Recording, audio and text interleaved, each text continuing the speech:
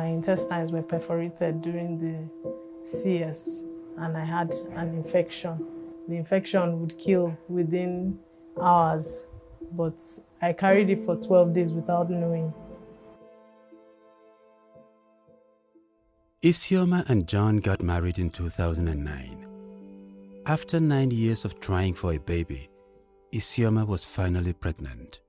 So it was a very pleasant experience, and we're happy. We're really, really looking forward to having a baby. Since I had waited so long, they decided it was safer to do the CS. Just take the baby out and no, there won't be any complications. That was the way it was supposed to go. But that was far from how it went. A few days after the surgery, Isioma knew something was wrong. I was ill for several days and nobody understood why. I had a feeling something was off because her whole face was puffy, and all that. 10 days after, I asked them to please allow me take her out for a test. And the scan showed that there was fluid inside the tummy. But nobody was serious to really check what was happening. They discharged us. While at home, Isioma got worse. Her temperature shot up. Her heartbeat got weaker and she became completely disoriented. The family rushed Isioma back to the hospital for emergency attention. As soon as they saw her, they said straight to the theater. With the person who came out to ever tell me the truth about what was happening, because I still didn't know what was happening, said she had 6 liters of feces. Those were the things that was distending the stomach. Isioma had suffered multiple intestinal perforations during the CS. The leakage into her body was causing sepsis, a blood infection that could kill within hours. Isioma had carried this for 12 days. Doctors told me that they did not expect me to survive that surgery because when they opened me up, what they saw, it was a mess. And when I survived the surgery, they didn't expect me to make it 24 hours. But I kept going.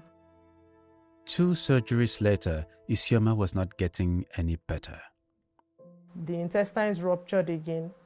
I couldn't eat. I was in pain all the time. The pain that I felt was indescribable, really.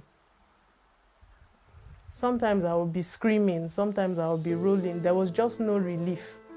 There was no relief no matter what I took. Her speech was all over the place. Really not making sense, I didn't know myself. I didn't know what height I was. When I eventually saw the baby, I couldn't recognize her. While the medical team could not find an answer to Isioma's ordeal, the family hung on to their faith and trusted God for divine intervention. We had a prayer chain that we had our leader, friends, a 24-hour prayer chain that people kept praying for her.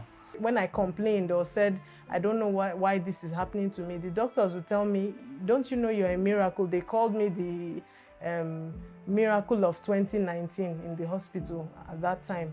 They said, what you went through, people don't go through it and come out. So even though things were really still bad and there were things flowing out of my abdomen and all that, I could see that the fact that I was still alive up till that point was a miracle in itself. After 3 months in hospital, the family flew Isioma to Dubai for treatment.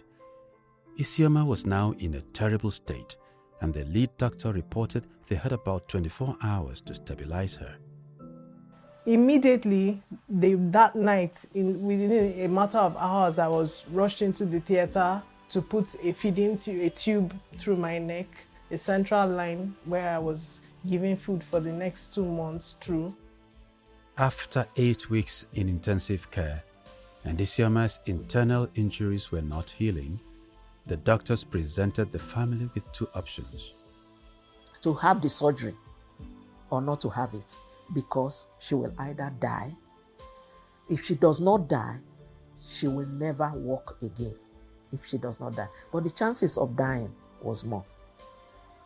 I looked at Isioma and said, see, did you hear them? She said she heard. I just told her, look, we've come this far, and, you know, if I didn't die all this while, then, you know, maybe God is in charge. Let's just go ahead. I said, Mommy, don't worry. That same God that made them call me Miracle of Teaching Hospital will see me through. I wept. As the doctors operated, a prayer vigil was going on for Isioma. They performed a colectomy, removing the damaged parts of the gut, and opened the stoma to collect waste in a bag. 8 hours after they started, the team lead came out of the theater. He said to me, Madam, you have a living God. What God are you serving? Go back and continue to serve that God. I said, is she alive? I said, she survived it. Yes. Thank you. I went back. A few days after, Isioma was on her way home to Nigeria and went through follow-up surgeries to close the stoma after 6 weeks. It took her a few more weeks in physiotherapy to learn to walk and handle items again. Now, Isioma is back on her feet and can enjoy the company of her family. It's like somebody who has gone through the valley of the shadow of death and is back here. The family support, the people that were praying for us, my nieces and nephews who came visiting all the time, my sisters-in-law, my sister, it made all the difference. Isioma and her family say they have seen the hand of God in their lives and would gladly tell others about the healing grace of God that they had experienced. Bad things can happen to good people, but where lies your strength is your faith in God. For those who are passing through hard times, like Isioma did, let them trust in God, even till the last minute, because God works miracles. I know this one for myself, that God is a healer. I know for myself that God answers prayers. I know for myself that there's a God that reigns in the affairs of men.